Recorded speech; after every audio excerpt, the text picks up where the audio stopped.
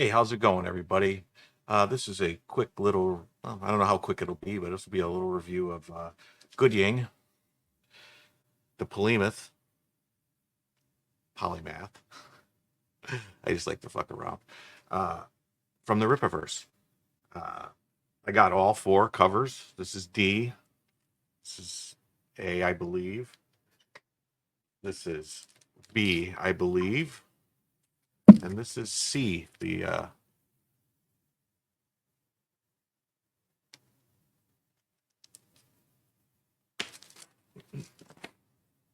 now. I have to say, I was originally very excited about the RippaVerse and what Eric July was doing, and supported the initial launch of ISOM. And I just be honest, my feelings got a little changed because of certain activities and things that happened. But I decided to jump back in to Goodyng because mainly Mike Barron. I'm a big fan of Mike Barron and loved his Punisher work and some of his other stuff. Like Nexus is great. Nexus Scourge, great book. Highly recommend.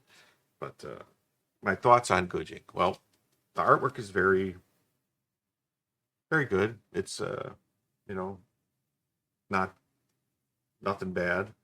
The story moves at a very fast, very good pace. I shouldn't say very fast pace. It moves briskly, uh, goes from point to point. It's an origin story. It starts out with a young Cato Gooding having dinner with his parents, and very clearly he's an extremely intelligent, very exceptional boy.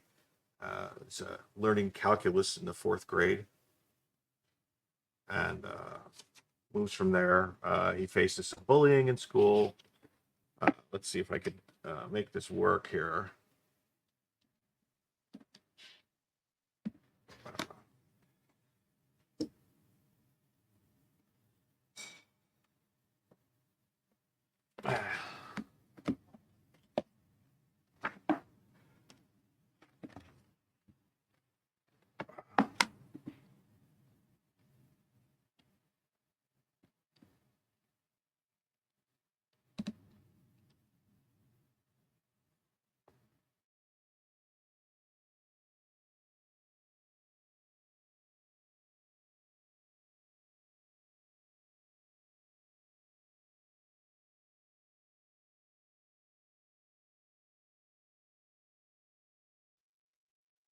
Not sure what exactly happened there. Knocked me out of the studio as I'm trying to do this.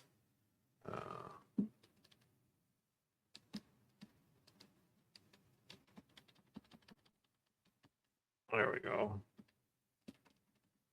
Let's see.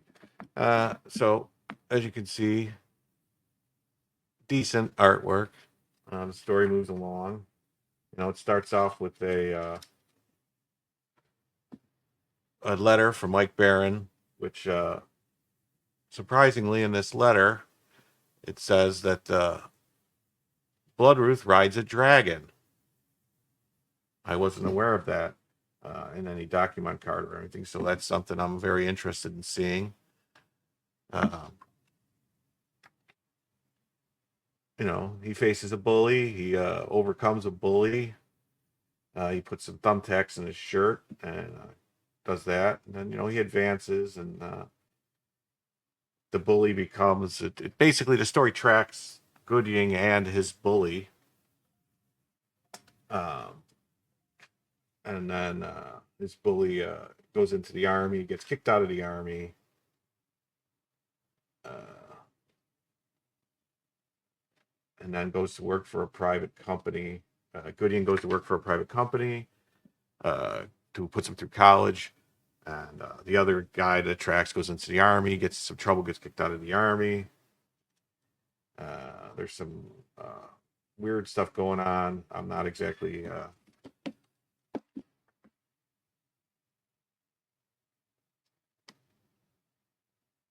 Anyway.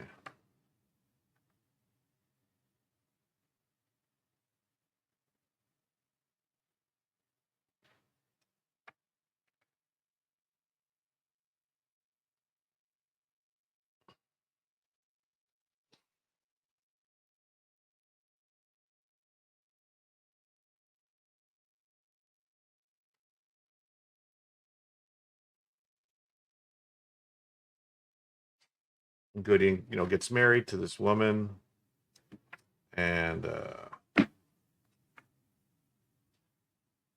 ends up leaving the company, starting his own kind of private business to provide help to people.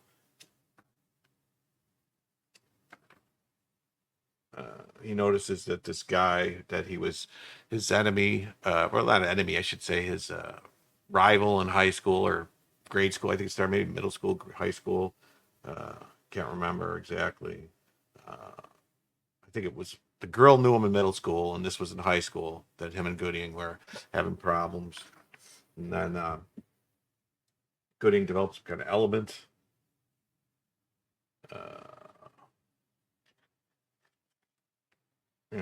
Gooding ends up defeating the guy in a short battle.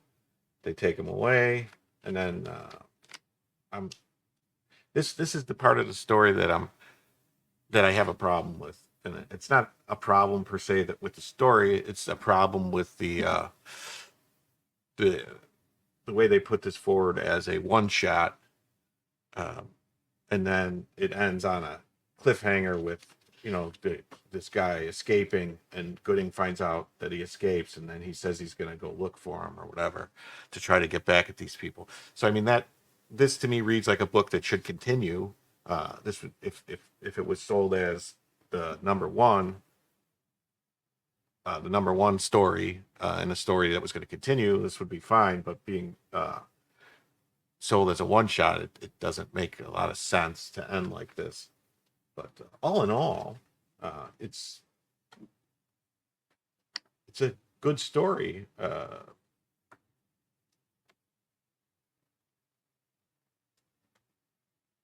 I mean, I wasn't questioning anything, and I could follow it.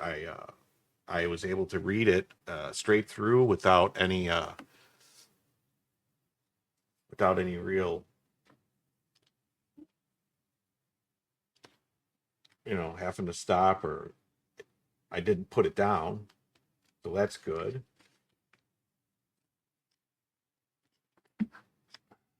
Trying to find the one. Hold on a second here. So anyway, the main villain is named Splatterpuss. It's this guy Hodges, Ron Hodges, who he went to school with, and ends up being somehow, I'm not sure if he gets powers from the lightning strike at this place, or if it's some other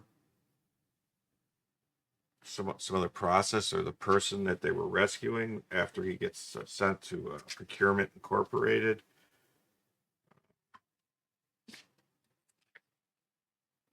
But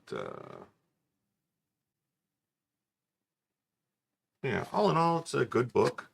The story moves along well. It it's a basically, like I said, origin story of Cato Gooding, and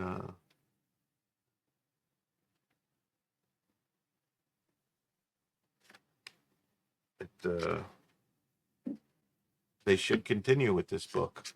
They should continue this story and continue to follow Cato, and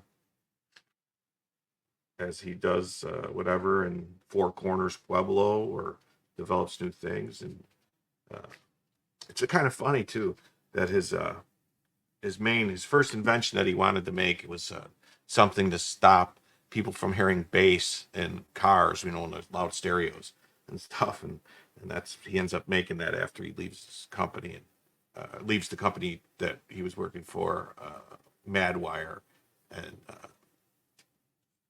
makes so. But all in all, I would say it's a good book, and I would recommend it. It's a good read. It's quick. It's not a long story. It's not drawn out. It's a comic book. So it's good. I would recommend it, and I'd say well done, Mike Barron. Well done, Eric July and RippaVerse, and all the team over there. You put out a good comic book.